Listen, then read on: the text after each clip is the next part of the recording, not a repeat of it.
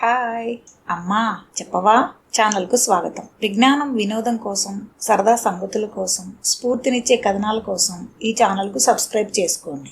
గురుద్రోణుడు మహాభారతంలో కీలకమైన వ్యక్తి. పాండవులకు కౌరవులకు విద్యను నేర్పించాడు. అయితే తన కొడుకు అశ్వత్థామను సరిగా పెంచడంలో విఫలమయ్యాడా అని అంటే ఒక రకంగా అవుననే చెప్పవచ్చు.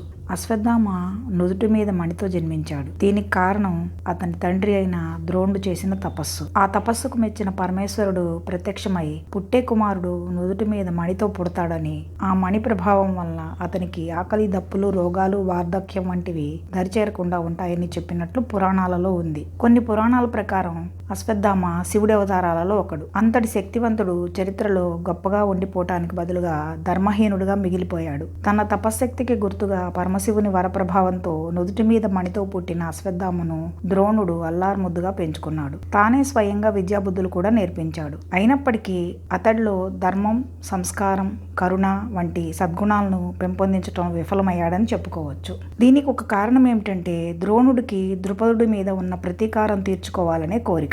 ద్రుపదుడు ఎవరో కాదు, ద్రోణుడి తండ్రి అయిన భరద్వాజ మహర్షి వద్ద విద్య నేర్చుకునేటప్పుడు అతని సహాధ్యాయుడు, అంటే అతనితో పాటు విద్య నేర్చుకున్నవాడు, ఒక రకంగా తన స్నేహితుడు. ఆ సమయంలో ద్రుపదుడు తాను రాజయ్యాక తన సకల సంపదలను ద్రోణుడితో పంచుకుంటానని, అవసరమైతే అర్ధరాజ్యాన్ని కూడా ఇస్తానని అంటాడు. ఆ తర్వాత ద్రోణుడు పేదరికంతో బాధపడుతూ తన పిల్లవాడైన అశ్వత్థామ కోసం పాలు కావలసి వచ్చినప్పుడు ఒక ఆవుని అడగటం కోసం ద్రుపదుడి వద్దకు వెళ్ళినప్పుడు అతడు ద్రోణుడిని అవమానించి పంపిస్తాడు. అప్పటి నుంచి ద్రుపదుడి మీద పగ పెంచుకుని అతన్ని పట్టి బంధించే వ్యక్తి కోసం అన్వేషిస్తూ చివరికి అర్జునుడి ద్వారా తన పగను తీర్చుకుంటాడు. ఈ రకంగా తన ప్రతీకారాన్ని తీర్చుకోవడానికి ద్రోణుడు తన విద్యను ఉపయోగించుకుని అర్జునుడిని ఆయుధంగా వాడుకున్నట్లు కనిపిస్తుంది. ఇంకా ద్రోణుడిలో పగా ప్రతీకారం ఎంత బలీయంగా ఉన్నాయంటే తండ్రిగా తన బాధ్యతను కూడా సక్రమంగా నిర్వర్తించలేనంతగా. అతడిలోని భావాలు తన కొడుకు పెంపకానికి అవసరమైన మార్గదర్శకత్వం, ఆప్యాయతను కుమారుడికి అందించడానికి ఆటంకమయ్యాయి. ఇవి అతడిలోని నైతికతను కప్పివేశాయని కూడా చెప్పవచ్చు.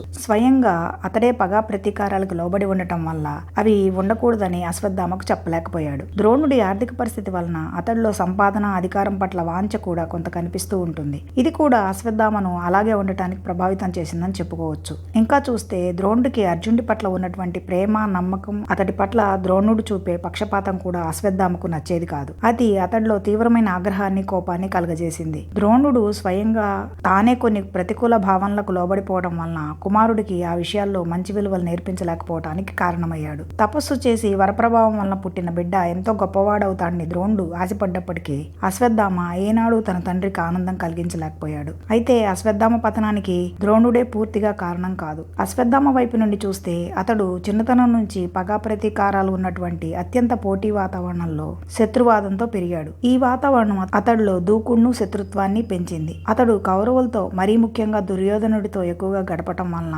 అతడి యొక్క అసూయపడే స్వభావానికి బాగా ప్రభావితమయ్యాడు. దుర్యోధనుడితో ఉన్నటువంటి గాఢ స్నేహం అతడి స్వభావాన్ని ఎక్కువగా ప్రభావితం చేసిందని చెప్పవచ్చు.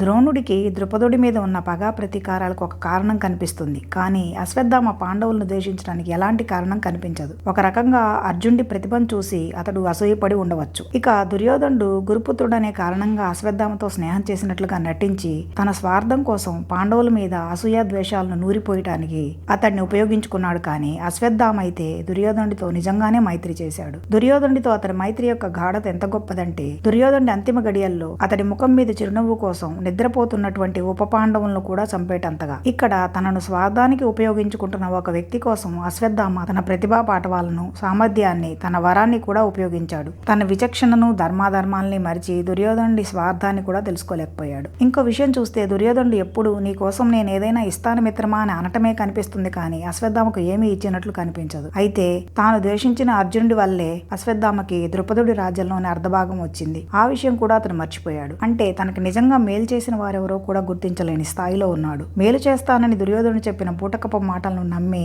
వంచనకు గురయ్యి తనకు మేలు చేసిన వారికి కీడు చేశాడు. ఇక తండ్రిలో చూసినటువంటి ప్రతికూల విషయాలు కూడా అశ్వత్థామ పతనానికి ఇంకొక కారణం. అన్నిటికంటే ముఖ్యంగా తాను వరప్రభావం వల్ల జన్మించానని తన నుదుటి మీద ఉన్న మణి గురించి తెలుసుకున్నటువంటి అశ్వత్థామకు ఆ వరం గర్వాన్ని, అహంకారాన్ని కలిగించింది. దాంతో తానేది చేసినా చెల్లుతుందని తండ్రి దగ్గర నేర్చుకున్నటువంటి అస్త్రాల వలన తాను అత్యంత శక్తిమంతుడవుతానని భావించాడు. అందరికంటే తానే గొప్ప వ్యక్తిని అన్నటువంటి భావం అతని పతనానికి దారితీసింది. అందువల్లనే విచక్షణ లేకుండా నిద్రపోతున్న ఉప పాండవులను చంపి అభిమన్యుడి భార్య అయిన ఉత్తర గర్భంలో పెరుగుతున్న శిశువుని చంపాలని బ్రహ్మాస్త్రాన్ని ప్రయోగించి శ్రీకృష్ణుడి ఆగ్రహానికి గురయ్యాడు. పురాణాల ప్రకారం అశ్వత్థామను సప్త చిరంజీవుల్లో ఒకనిగా చెప్తారు. మిగిలిన ఆరుగురు ఎవరంటే హనుమంతుడు, విభీషణుడు, బలిచక్రవర్తి, పరశురాముడు, కృపాచార్యుడు, వేదవ్యాసుడు. శ్రీరాముని ఆరాధించి తన రామభక్తి కారణంగా ఆదర్శంగా నిలిచినందుకు హనుమంతుడు, ధర్మం కోసం సొంత అన్నను కూడా కాదనుకుని శ్రీరాముని చెంతకు చేరినందుకు విభీషణుడు, తన దానగుణంతో వామనావతారంలోని శ్రీ మహావిష్ణువుని వెప్పించినందుకు బలిచక్రవర్తి చిరంజీవులయ్యారు. ఇక అపారమైన భుజశక్తి, అమిత తపోశక్తి వలన పరశురాముడు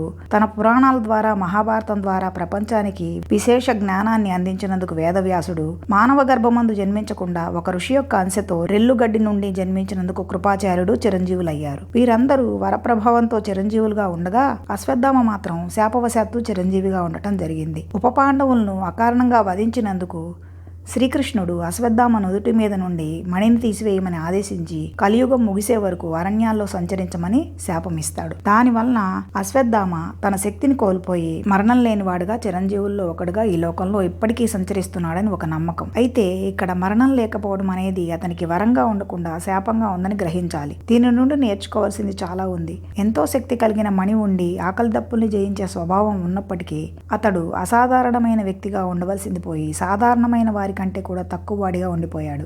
గొప్ప వరం ఉండి ఏమీ సాధించలేని వాడిగా మిగిలిపోయాడు. చావు లేకపోవటం అనేది వరంగా మిగిలిన వారికి వస్తే అతడికి శాపంగా వచ్చింది. అంటే అందరికీ వరమయ్యింది, అతడికి శాపమయ్యింది. ఇంకా చెప్పాలంటే మిగిలిన వారందరూ తమ గొప్ప గుణాల వల్ల వరాన్ని పొందితే అశ్వత్థామ తనకు ఉన్న గొప్ప వరాన్ని పోగొట్టుకుని శాపాన్ని పొందాడు. తన జన్మ వల్ల కానీ తాను నేర్చుకున్నటువంటి విద్య వలన కానీ ఎవ్వరికీ మేలు చేయలేకపోయాడు. తన తండ్రికి మంచి పేరు తేలేకపోయాడు. ఒక రకంగా పుత్రప్రేమ వలన ద్రోణుడు అధర్మం అని తెలిసి కౌరవుల పక్షాన నిలబడటానికి, పోరాడటానికి అశ్వత్థామ కారణమయ్యాడు. ఆ రకంగా తండ్రికి బలంగా ఉండకుండా ఆయన బలహీనతగా మారిపోయి తండ్రి కీర్తికి మచ్చ తెచ్చాడు. గొప్ప పనులు చేసి చరిత్రలో మిగిలిపోవడానికి బదులుగా చరిత్రహీనుడిగా మిగిలిపోయాడు. చాలా మంది చావు లేకపోతే ఎంత బాగుంటుంది అనుకుంటారు. కానీ చావు లేకపోవటం అనేది వరంగా ఉంటేనే మేలు. వరంగా ఉండటం అంటే పైన చెప్పిన మిగిలిన ఆరుగురు చిరంజీవుల పేర్లు వారి గొప్పతనం వలన చరిత్రలో నిలిచిపోయాయి. కానీ అశ్వత్థామ శాపంతో మరణం లేనివాడిగా మిగిలిపోయి చావు కొరకు ఎదురు చూడవలసి వచ్చింది. అంటే చావు లేకపోవటం అనేది వరమేమీ కాదని మంచి స్వభావంతోనూ మంచి ప్రవర్తనతోనూ జీవించినంత కాలం తోటివారికి ఉపయోగపడుతూ శక్తి సామర్థ్యాలను సొంత అభివృద్ధికి,